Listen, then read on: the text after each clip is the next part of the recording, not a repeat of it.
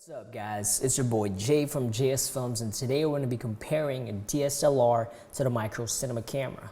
So let's go. Alright, first footage here is the micro cinema camera at RAW.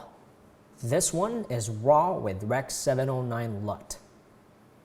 Micro cinema camera ProRes HQ. Now this one is the ProRes HQ with Rec 709 LUT. This is the DSLR Faithful Color Profile. This one is DSLR with the Vision Tech Color Profile. Okay, so now that you saw all the footage, we're going to dive in into DaVinci Resolve so we can compare these a little bit better. Now, let's turn these off because we don't need the text anymore. So let's go to the Color tab. Let's turn on our video scopes. So like I said, this is the RAW micro cinema camera. Okay, have the RAW settings here.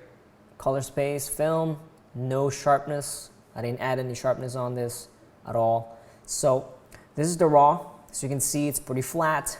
Not a lot of crushed details, highlights or shadows. It's just right. It looks amazing. I didn't change any of the color temp.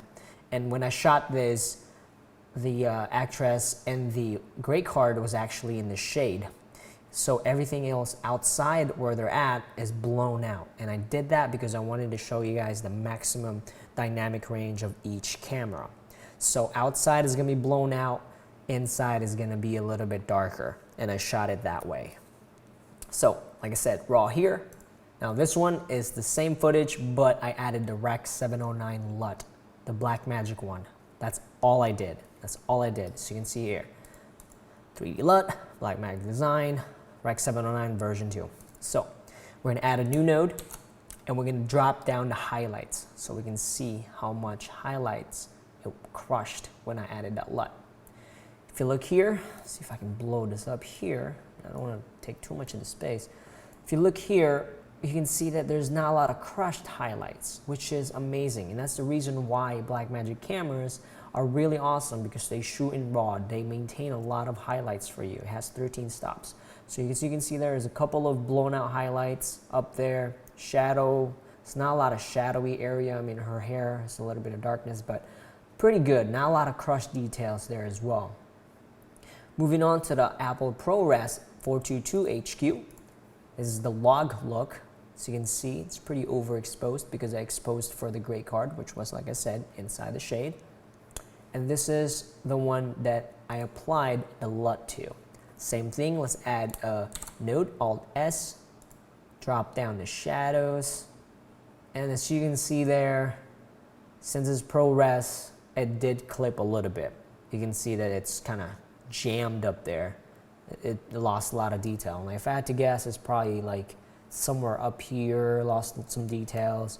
Maybe her shoulder, that's pretty bright there. So it lost some details there, as you can see when I shot in ProRes and added the Rec 709 LUT. And like I said, this is just initial settings. I didn't, no tweaking at all. It's just apply a LUT, and so I can compare a little bit better with a DSLR. Moving on to a DSLR, there's the H.264 Faithful Color Profile. So you can see it's a little soft because the Faithful Color Profile actually has reduced sharpness in it.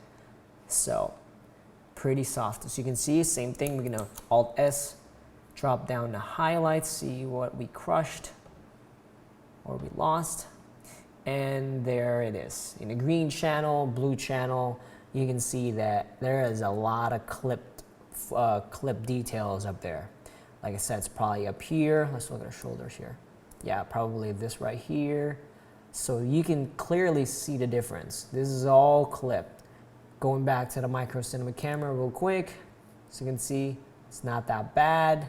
But if you go back here, it's like, wow, everything is pretty much flat up there. Now let's retain some of the shadows here. We didn't have to do this with the micro, but let's go ahead and retain it by lifting it up. I'm using a control panel here, but if you don't have one, you just use the color wheels here. Let's retain it. It's pretty good. Let's move this scope.